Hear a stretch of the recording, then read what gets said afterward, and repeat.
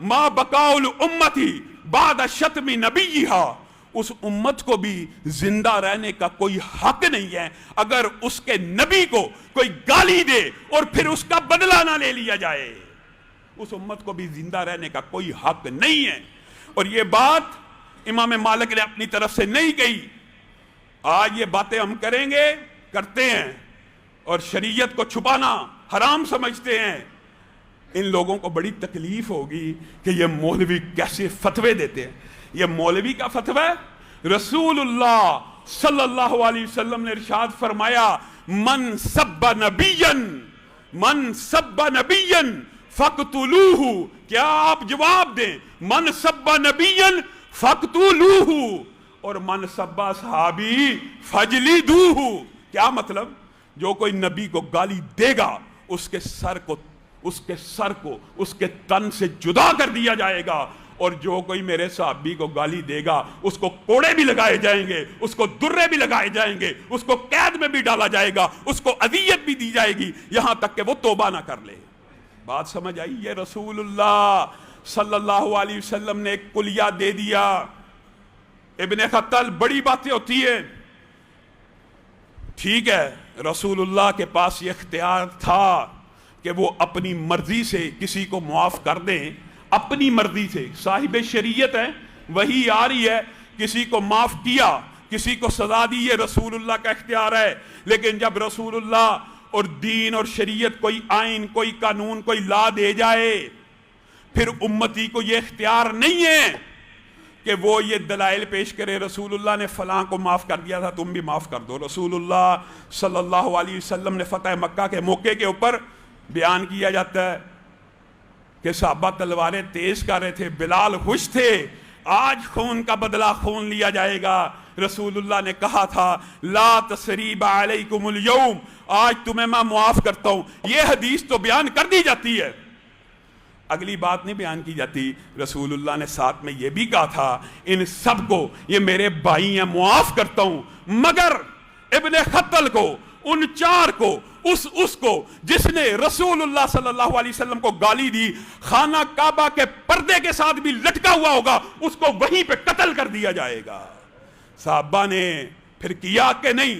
खाना काबा मस्जिद हराम है, हुर्मत वाली जगह है, खाना काबा के पर्दे के ऊपर लटके हुए इब्ने खत्ल को और दीगर लोंडियों को कत्ल करने का हुक्म रसूलुल्लाह ने दिया था कि नहीं? वजह क्या थी? अम्मी आयशा बयान करती हैं कि अल्लाह की कसम रसूलुल्लाह ने कभी अपना जाती इंतकाम नहीं लिया। यह बात समझने की जरूरत है। रसूलुल्लाह ने अपना जाती इंतकाम कभी नहीं लिया, तो इनको कत्ल क्यों करवाया? इसका मतलब है ये शरई सजा थी, ये अल्लाह की तरफ से नाजिल हुई थी, ये रसूलुल्लाह का जाती इंतकाम नहीं था। क्योंकि मुआशरे के अंदर जो बिगाड़, जो फसाद रसूलुल्लाह को गाली देने से और रसूलुल्लाह को बुरा कहने से बपा होता है, वो इतना शदीद है कि उसकी एक ही सजा है कि गुस्ताहे रसूल की गर्दन को उसके तन से जुदा कर दिया जाए। एक ही सजा है, मन सब्बा नबियन फक्तुलूहु मन सब्बा सहाबी फजलिदूहु। ये कुलिया याद कर लें।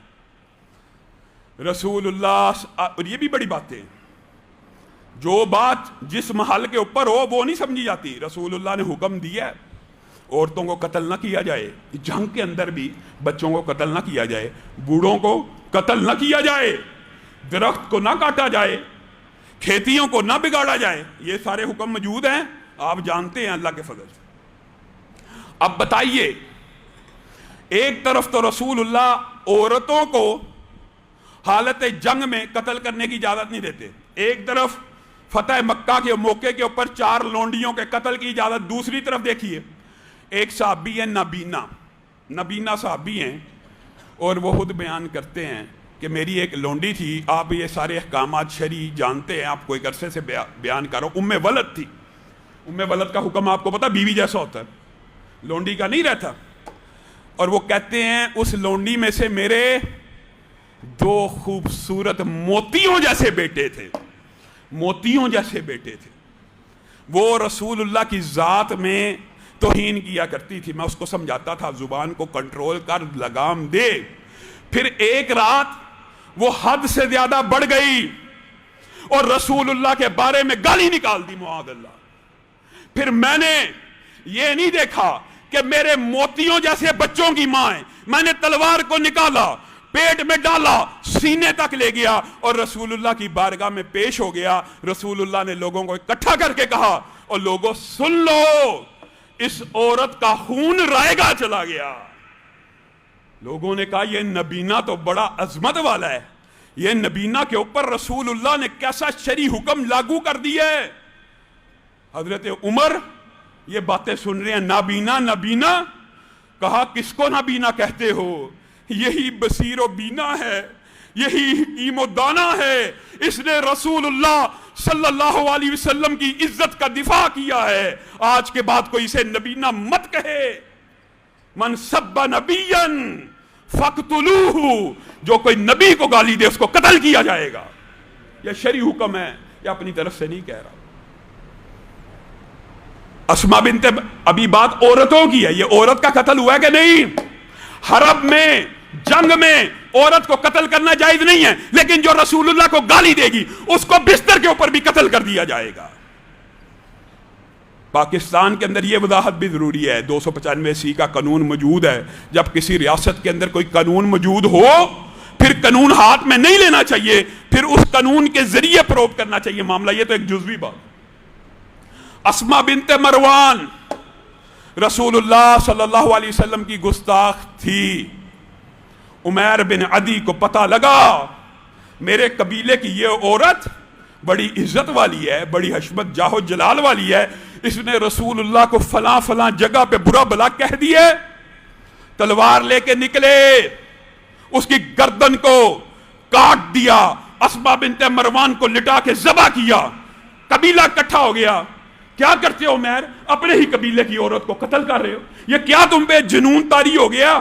کہا اللہ کی قسم جو الفاظ اس نے کہے ہیں، میرا پورا قبیلہ اگر ان الفاظ کے ساتھ متفق ہے تو پھر لیٹ جائے، عمیر بن عدی ایک ایک کو ذبح کر کے جائے گا۔